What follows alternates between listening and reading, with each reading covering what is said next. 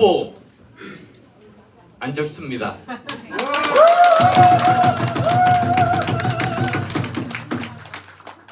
저는 2012년에 의사, IT 전문가, 창업자, 경영자, 카이스트 및 서울대 교수를 그만두고 대한민국 미래를 위한 국민의 도구로서 봉사하고자 정치를 시작했습니다.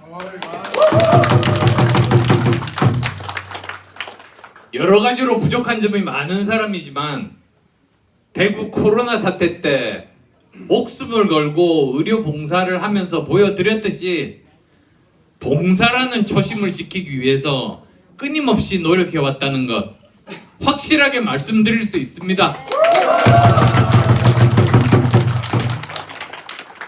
제가 이번 22대 총선에서 분당 판교에 출마한 이유는 바로 1년 반 전에 재보궐선거 때 제게 지역을 위해서 봉사할 기회를 주셨던 주민들께 감사드리고 그리고 또 제대로 봉사하기 위해서입니다.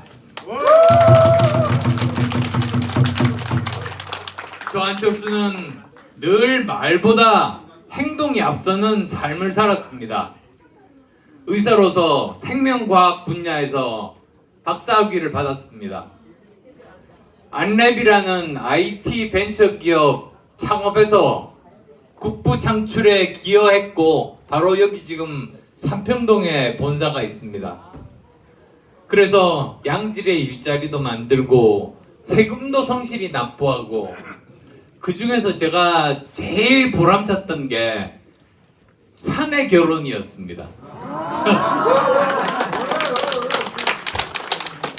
20년 정도 전인데 두 사람이 결혼하겠다고 오면서 그 여성분이 저한테 사표를 가지고 왔어요.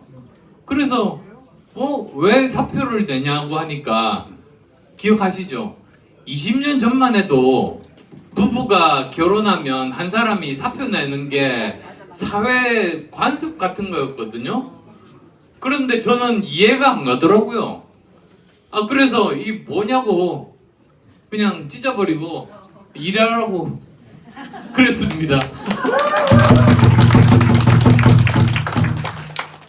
그래서 IT 기업 중에 지금 안랩이 사내 커플이 제일 많습니다. 그리고 또 대학 교수를 했습니다. 정년보장 교수니까 지금도 남아있었으면 아직 정년이 안 끝났는데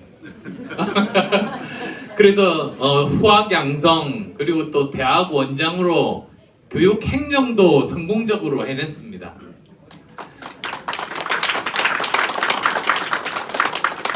그리고 또 제가 아까도 여러분께서 말씀 감사하게 주셨는데요. 대학 시절부터 의료 봉사했거든요. 거기서 제 아내도 만났고요.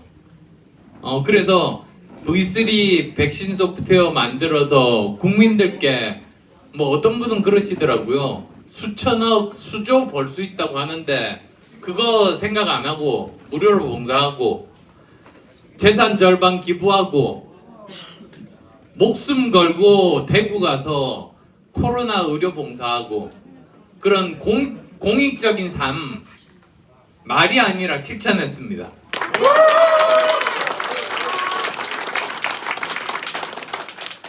정말 분당 판교와의 인연이 한결같다는 생각이 듭니다. 13년 전이죠. 2011년입니다. 그때 판교 테크노밸리가 대부분 풀밭이었습니다. 그때 저 판교역 있고 안랩하고 몇 군데 그 건설하는 빌딩 말고는 전부 풀밭이더라고요. 걱정됐습니다. 여기가 어떻게 다 채워질 수 있을까? 10년 지나서 와보니까 그게 쓸모없는 걱정이더라고요. 풀밭이 뭡니까? 집 지을 데도 없는데. 그래서 저는 분당 판교 발전에 정말 나름대로 기여했다는 그런 자부심이 있습니다.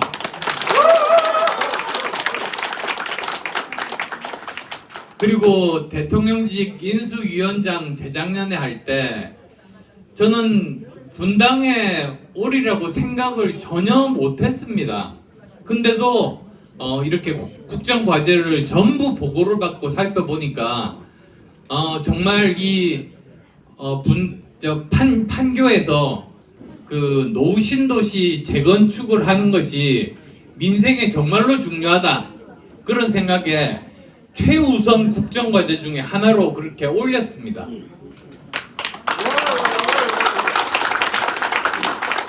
그런데 참 운명적으로 또 제가 이렇게 최우선으로 올려놨는데 제가 또 여기에 오게 된 거죠. 참 운명이라고 생각합니다. 그래서 제가 22년에 여기 계신 분들이 기회를 주셔가지고 나름대로 정말 중요하게 생각한 지역 현안이 정리하자면 세 가지입니다. 우선 첫 번째는 아시겠습니다만 재건축입니다. 저는 정부 안보다 6개월 빠르게 이 노후신도시 재건축 법안을 대표 발의를 했고요. 그리고 또 이것을 앞당기기 위해서 국회에서 윤재옥 원내대표를 포함해서 의사결정하는 사람들을 다 만나서 설득을 해서 드디어 이제 작년에 통과를 했습니다.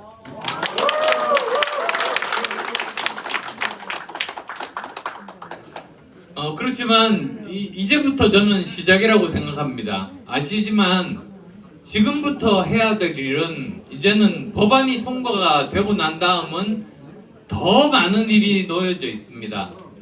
선도지구, 그러니까 어디부터 먼저 이제 시작할 것인가, 그리고 또 이분들이 옮겨 살 곳이 있어야 되지 않습니까? 이주단지를 과연 어떻게 만들 건가, 이런 문제가 있습니다. 자, 그 다음 두 번째가 저는 교통 문제였습니다. 제가 와서 보니까 8호선 연장 사업을 하고 있는 중인데 알아보니까 이게 그 예비 타당성 조사에서 탈락될 위기에 놓여 있더라고요. 그리고 한번 탈락되면 다시는 재신청을 못 하게 됩니다. 그래서 시청에 빨리 말해가지고 시청에서 낸 그 사업 계획 철회하고 새롭게 통과할 수 있도록 계획을 짜라고 말했습니다. 그래서 올해 이제 8월 달에 바로 모란에서 판교까지 8호선이 연장이 되고요. 그 다음 2차로 이제 그 판교에서 광주 오포까지 그렇게 연결이 되는 8호선을 지금 계획을 하고 있습니다. 그 다음에 또 3호선도입니다. 지하철 3호선은 우리 서판교 쪽으로 지나가서 그 다음에 우리 대장동을 거쳐서 용인을 거쳐서 수원을 거쳐서 화성시까지, 그거 지금 이제 여러 가지 그 예비 타당성 용역 중입니다. 그래서 이제 그것도 지금 진행이 되고 있고요. 또 무엇보다도 굉장히 중요한 게 수광선이 있거든요. 수서하고 경기도 광주를 연결을 하는데 이게 중요한 것이 전국으로 연결이 되는 선이 될 겁니다. 그렇게 계획을 잡고 시작을 했는데 하필이면 성남을 저 산 쪽으로 이렇게 가게 만들어서 성남 시민들이 이용을 못하게 만들었던 겁니다. 그래서 제가 이거를 고쳐가지고 그 실시 용역하고 설계 단계에서 다시 도촌 사거리, 야탑 도촌 사거리 있지 않습니까? 그 앞으로 당겼습니다.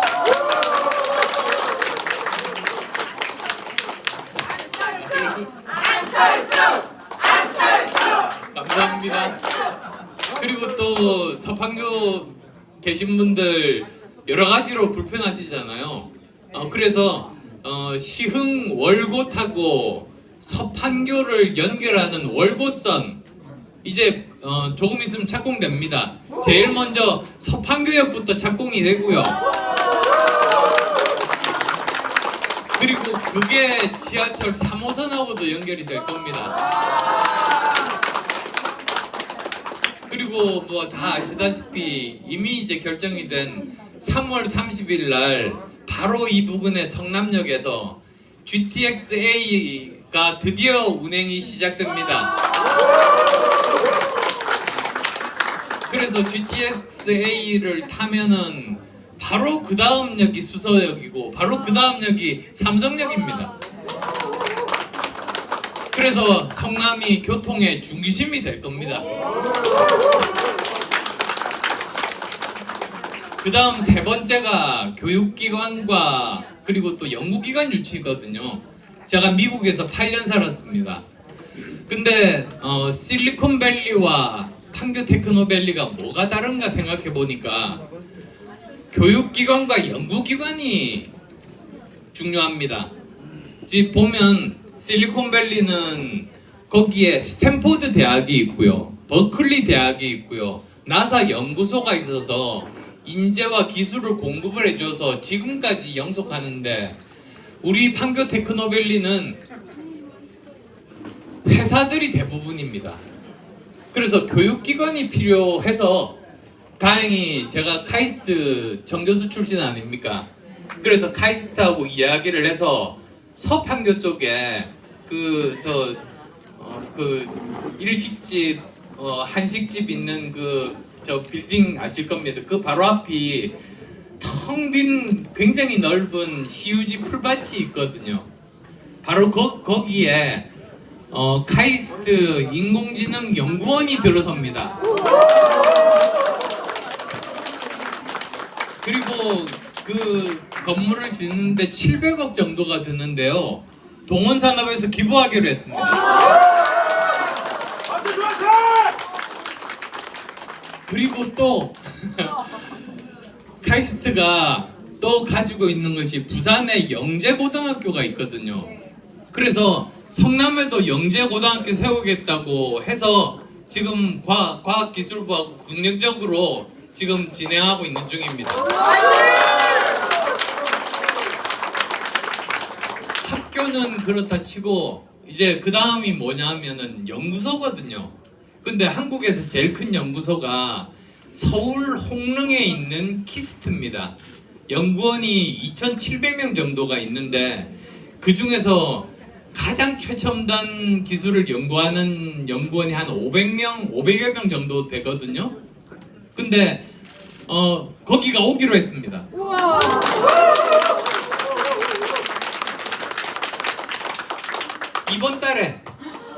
이번 달에 키스트 원장이 이사회를 통과해서 새로 선임이 되면은 지금 실무선끼리 이야기 다 해드리고 있습니다. 바로 이제 여기에 키스트 분원을 세우기로 했습니다.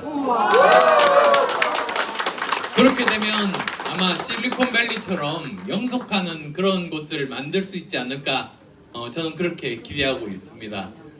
그래서 사실 제가 어떤 분이 그러시더라고요. 왜 4년 동안 코빼기도 안 보이냐고 해서 저 1년 반밖에 안 됐는데요.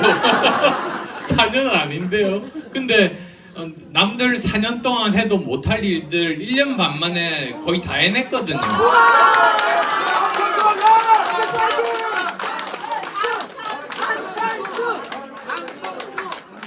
예. 네, 뭐 어쨌든 그래서 그런데 아직도 많이 남았습니다. 그래서 나중에 공약은 지금까지 진행된 일들이고요.